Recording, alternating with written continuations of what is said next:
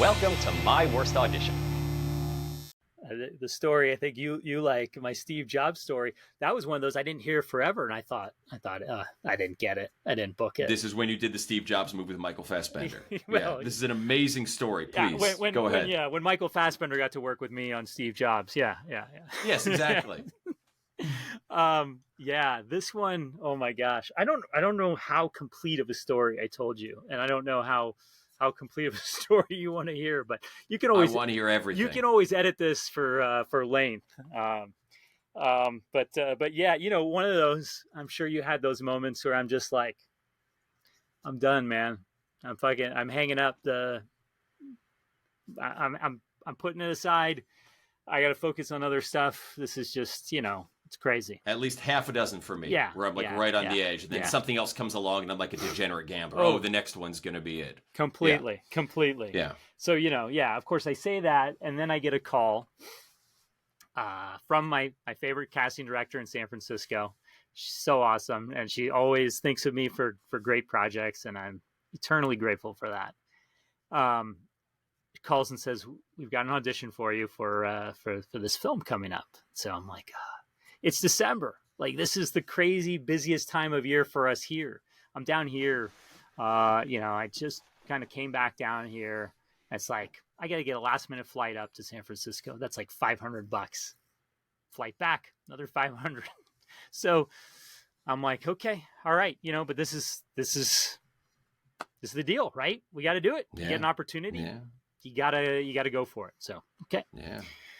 So, book a ticket. I'm calling my agent, I'm driving to the airport. You're sure? Because, A, this is costing me a lot of money. B, it's tough for me to leave my family in the lurch right now. So, it's happening tomorrow, man. Just come on up, do your thing, fly right back. Okay. All right. So I fly up, stay at a friend's house in the East Bay, and I'm going to take the BART train in. Well, there's this like storm of the decade. So we're pulling into the BART station in San Francisco and none of the lights are on. Like the emergency lights are on. Like I'm surprised the trains are even running. And you go up, there's like no cars. There's no like traffic lights there is literally no electricity in downtown San Francisco. And I'm like, this is looking a little odd. So I show up, I got there plenty of time, right? Because you fly all this way, you're not going to be late. Go to my agency. They're not there yet. Lights are off. I'm hanging with the security guard, my buddy JJ, and agent shows up and he's like, hey man, this is crazy, huh? I'm like, yeah, audition's still going on. I'm sure it's still going on, man. No doubt about it. Okay. We go up to the office. He makes a call. He's like, I'm so sorry. I am so sorry. And I'm okay. All right. Hey man, this happens, right? So they're like, we'll let you know. They said they're going to reschedule. They don't know when. So I take the BART to SFO. I book a flight. You handle yourself so well. I would have gone insane if that happened. Continue. Sorry. Oh man, this is what you got to do, right? You just got to take it in stride and just say, okay, what's the next best thing to do? So I get back, go to the BART station, book a flight. I'm sitting in there eating a cup of clam chowder. Get a call from my agent. We've got an audition for you tomorrow at 11 a.m. Okay. All right. So I leave the airport, cancel the flight, go do the audition. Great. Then I go back to SFO. Weather's too bad. I've got to fly out of Oakland. Fine. Whatever. Get on the BART. Go back to Arizona. A few days later, you've got a call back. Now, great. That's wonderful. But, it's a small role, right? This isn't like I'm second to Michael Fassbender in here. I know. I'm not basically, here's your coffee, sir. Yeah, exactly. I'm not playing Waz or something. Do we really need to go through all this? So, but, I say, okay, that's cool. I go, and I go fly in, go and do that. And Danny Boyle is actually at the audition. That's the director. Cool. Yeah. Super nice guy. Seriously, before our call, I referred to Gary as one of the top two nicest people I've met in the industry. And Danny Boyle, I'm not sure who's nicer, you or Danny Boyle. One of you are, but I'm convinced you know a grand total of 6 people in the industry. You've looked at my resume, apparently. So yeah. But just such a nice guy, just such a gem of a guy, and he paid me some compliment at the end of the audition. Probably said the same thing to everybody, but like those are the kinds of things that you just take and say, it was worth it just for that. I don't care what happens at this point. It just felt nice to have somebody like that tell me I'm a good actor. Wonderful. So man. Get back on my flight, come back down here. It's like 3 weeks later, I think Christmas has just ended or it's early January. And I know production's starting soon. I think, haven't heard. That's just how these things go, right? I gave it a shot. And I had a better outcome than most of the time, right? Hey, just getting the call back sometimes is accomplishment enough. And then, of course, like 2 days later, I get a call. You booked it. Wonderful. Terrific. Yes. I'm very pleased. And we need you to come up in another couple days for wardrobe fitting. Like, oh my God. I'm like, I hate to ask, but is there any chance I could do like the wardrobe fitting like right before we're gonna shoot? Because this is another round trip out of pocket. It's like I'm sorry, but we got to do this. And okay, no problem. Okay. So I fly up, do the wardrobe, fly back down. I remember meeting one of the guys who's there, who's playing somebody. He's actually playing Jobs' father. Okay. And he's like, what are you reading? Because people always think it's weird when you're reading, like on set. Yeah. Because like, who reads, right? I'm like, I'm reading, Walter Isaacson's biography on Jobs, the book that this film is based off of, Very smart. Yeah. Not that they're mentioning Engineer with Diskette in the book, but, I still like to have some idea of what's going on. And sure. This guy's playing he's like, oh my gosh, does it say anything about me? I was like, well, there's a pretty easy way to find out there, buddy. But yeah, actually it does. So I let him borrow it while I was there. It's like, I'm always amazed at actors. Like, how come you're not, this is like base level research, I know. This is not that hard. Like, it wasn't like I had to go to Florence or something and like, plead with some arcane monk to get this copy. It's like, this is in the airport bookstore. You could pull this anywhere. So do the wardrobe, fly back down here. Now I'm flying up to for the shoot. I'm thrilled because they're putting me on a weekly also for 2 weeks. I've got one scene. Oh, nice. Yeah, one scene.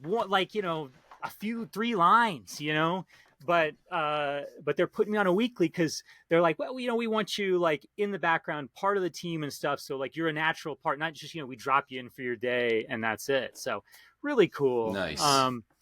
And so normally I cut everything pretty close. I guess, I got a lot of things I work on. So, my time is very valuable to me. Yeah. So, but it's like, well, first thing Monday morning, I'm flying in early on the day on Sunday. Get on my flight, fly up. Rental car place has my car screwed up. I'm like, I don't care. Here's more money if that's what you want. Just give me a car. I just don't want hassles. I go to my friend's house where I'm going to stay during the tenure of this.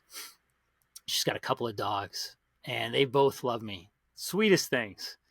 And one of them, this dog, I swear he was like my soulmate. And he's so excited to see me, and he comes running down the hall and just buries his, and I go down on my knees, to give him a big hug.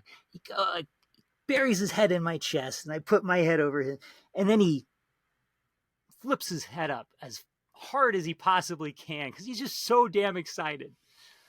Well, my chin goes up, and the bottom of my teeth hits the top teeth, chips out the middle of one of my center teeth.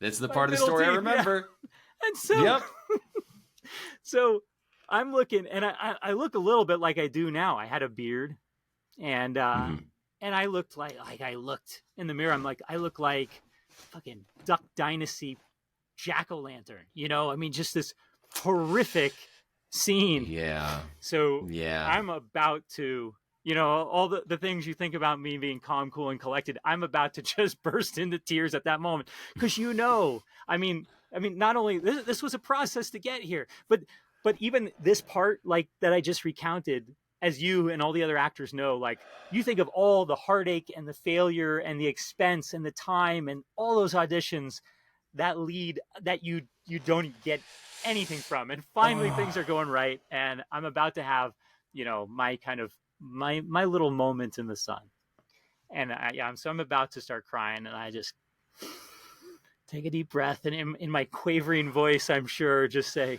to my friend, I need you to get on the phone, call your dentist, call any dentist call anyone that you know that has a dentist. And I just start going down the yellow pages. It's Sunday afternoon. Like nobody, I don't live in the city. I don't have a dentist.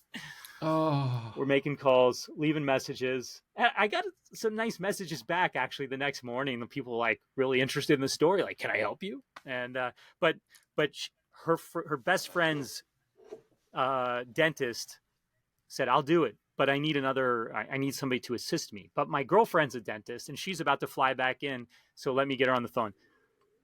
Already way too long story short. In like 3 hours, I had my tooth fixed. You couldn't even see it. The only thing was I could, feel it with my tongue, if you ever get any work like that done. Mm-hmm. Yeah. But it was such a relief because I could show up. I mean, I was the only one who knew that I was a complete fraud, at least with my teeth. On set, but I looked normal according to everybody else. But man, that was a lot of anxiety. So between the flight and the dental costs versus what you got paid, how much did you lose in that job? I'm still using the residuals to pay it off now. Yeah, no. I think it ended up getting taken care of pretty quickly. It wasn't too bad, and actually, the guy didn't rake me over the coals. The dentist did me right on that too. So, man, it was just one of those crazy things. That's insane. But in all seriousness, did you come out in the black on that whole experience? Yeah. You eventually, did? Yeah. Okay. Who knows? Well, I mean, I think so. I'm an actor, right? I'm not good at accounting. Like, I don't. Who's keeping track of all this stuff? It's just like. Yeah, get somebody with glasses to take care of it. I'm a thespian. Exactly. No, I just am grateful for like the rare national that comes along that just wipes out like every problem I've built for myself in the meantime. So yeah. It's an amazing story. You said you didn't want to come on here because you didn't have a good story. It's not exactly fully an audition story, but there are audition elements in it, and it is an insane story. Man, yeah, but it's you just got to hang in there, right? You just keep plugging away and doing what you do.